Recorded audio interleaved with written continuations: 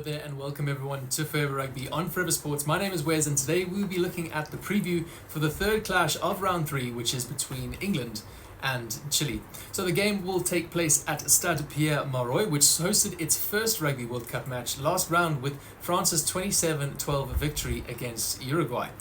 So this match will be refereed by the South African Jaco Paper. This will be the first meeting between the two nations, and notably it's the 6th Rugby World Cup where England have played their opponent for the first time. Now history favours the English in these encounters as their average winning margin across these 5 games has been 57 points. So the English will hope history repeats itself. This will be Chile's first test match against the Six Nations opposition after playing a tour match against Ireland 15 in 1952 and France 15 in 1954. Now diving a little deeper into the English side, they are still the only Northern Hemisphere team to have lifted the Webb Ellis Cup, but they've only topped their pool on 4 occasions in Rugby World Cup history.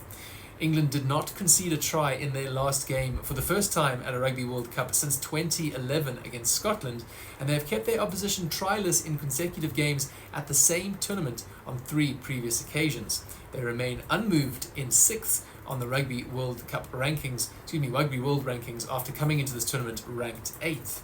Now they have scored the 10th fewest tries from the 6th most entries into opposition 22 after the opening 2 rounds. They are averaging around 2.15 points per visit, with 25% of their entries ending in either a penalty or a drop goal. So England have made 9 line breaks after 2 games, and their most dangerous zone has been the left channel, with 6 coming between the 0 and 15 metre line. England showed a change in the attack between their first 2 games, making almost double the amount of carries against Japan than they did against Argentina. So a slightly different style of play there the English attempted, and it worked well for them. Now in defence, England have not allowed their opposition gain line success of more than 46% of this tournament so far. They have conceded just 1 try from 9 entries into their own 22, missing just 5 tackles in total in this zone, and enjoying a completion rate of 85% when defending their line. The only try they conceded came after 10 phases of opposition attack. So now having a look at the English side, who will be taking the field on Saturday will be 1 Bevan Rodd. At number 2 we have Theo Dan. 3 is going to be the Kyle Sinclair, and he retains his position from last week. 4 we then see David Ribbons, who's played quite well this World Cup. Pairing up with David Ribbons in the locking position is number 5, George Martin. Another person to retain their starting position is number 6, Lewis Ludlam. At 7, it's Jack Willis on the other side, and at 8, Billy Villapola, again looking to get as much game time as he can after serving his ban. At number 9, though, we see the experience of Danny Kerr pairing up with Captain Owen Farrell. So Farrell back from his suspension. On the wing at 11 is Max Malins, and in the centre we see big number 12, Ollie Lawrence, pairing up with Elliot Daly at 13, so definitely a pairing to keep our eyes watching. Number 14 then, we see the exciting Henry Arundale, and at 15, for the first time this World Cup, as we'll discuss a bit later, is going to be Marcus Smith. Looking to the bench then, we see number 16 of Jack Walker, 17 is Joe Marler, wondering if he will be looking to repeat his header feat from the previous week. At 18 then Will Stewart. 19 that we see is Ollie Chesham. Getting into the 20s then, 20 we see the ever enthusiastic Ben Earl. At 21 then is Ben Youngs. Now looking at 22 is George Ford, and then 23, rounding out the match day 23, is Joe Marchant. So quite an interesting English side there. Definitely experienced, but with potentially new combinations. So head coach Steve Borthwick has made 13 changes to his starting 15 from last weekend, with only Kyle Sinclair and Lewis Ludlam retaining their places on the run-on team. 6 players in the matchday team will make their Rugby World Cup debut. So Bevan Rodd, David Ribbons, Jack Willis, Max Malins, Henry Arundale, and Jack Walker all make their Rugby World Cup debuts, so congratulations to them. Owen Farrell returns to captain England for the 44th time, surpassing Chris Robshaw to move into the 2nd all-time.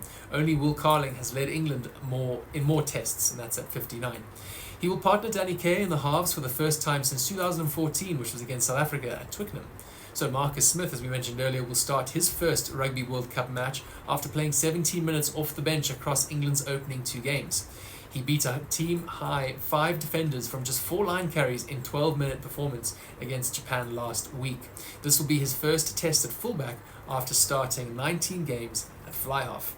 Now, Elliot Daly will start at outside centre for only the 4th time in his career after wearing the number 13 jersey against South Africa in 2016 and Scotland in Wales in 2022.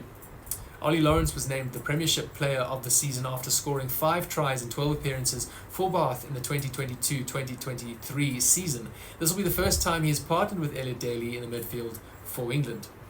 So interesting pairings to watch there for the English side. What can they look? Can they build on the momentum they started in their first and second game? Let's move on to the Chilean side. So despite losing both their games by 30 points or more, they have been within a 2 converted try margin in both matches. They've scored 3 tries at Rugby World Cup 2023, including 2 in the first half. They'll look to improve their discipline after earning 4 yellow cards across their first 2 games. This is the most yellow cards any one team has earned in a single tournament, is 6 by Namibia in 2015 and Samoa in 2019. So similarly, the Chileans conceded 17 penalties against Samoa, the 3rd most of any team behind Australia and Romania. So their most frequent infringement came at the ruck, conceding 9 penalties. Now, Chile have been fast starters at Rugby World Cup 2023, scoring 14 of their 22 total points in the first 20 minutes. They are up against an England team that have been one of the slowest starters with just 6 points inside their opening quarter. Chile have not scored a point in the final quarter of their matches at Rugby World Cup 23, with the last 20 minutes proving to be England's best period with 20 points scored. Now, the Chileans have conceded 10 of their 11 tries during the tournament from the opposition's set piece, with 5 of these coming from line-out and 4 of them from scrums and 1 from a restart. So looking at the Chilean team that will take the field, at number 1 is Salvador Luis, at 2 is Augusto Bomme. Now, looking in to finish out the front row, we have 3 Mateus Dittus. He will be looking to have a better go as opposed to last weekend's yellow card. At 4 is Clemente Saavedra. 5 is Javier Eisman. Getting into the loose forwards then is Captain Martin Sigren again, who will be hoping to avoid a yellow card that he earned. Joining him on the opposite flank is Ignacio Silva, and rounding out the forwards at number 8 is Alfonso Escobar. Looking to go into your backline then, at number 9 is Benjamin Videla. At 10 is Rodrigo Fernandez. Looking out to your wings, at 11 is Franco Veladre. And then into your centres is Mateusz Garafulik in his characteristic or iconic yellow scrum cap.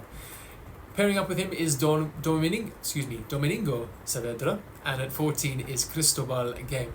Rounding out the starting 15, at number 15 is Francisco Uroz. Looking at your your substitutions then for your Chilean side, number 2 is Thomas Dusaliant, 17 is Vittorio Lasatra, at 18 is Inaki Guruchaga.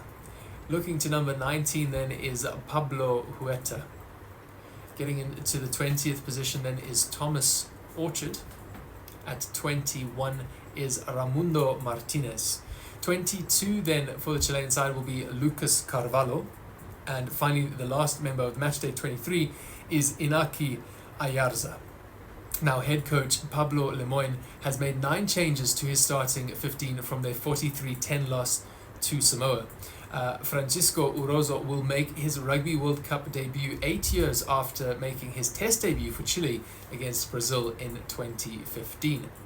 Benjamin Videla represented Chile at the Rugby World Cup Sevens 2022, scoring 1 try in Cape Town, and makes his starting debut in Test Rugby after playing 19 minutes off the bench last week against Samoa.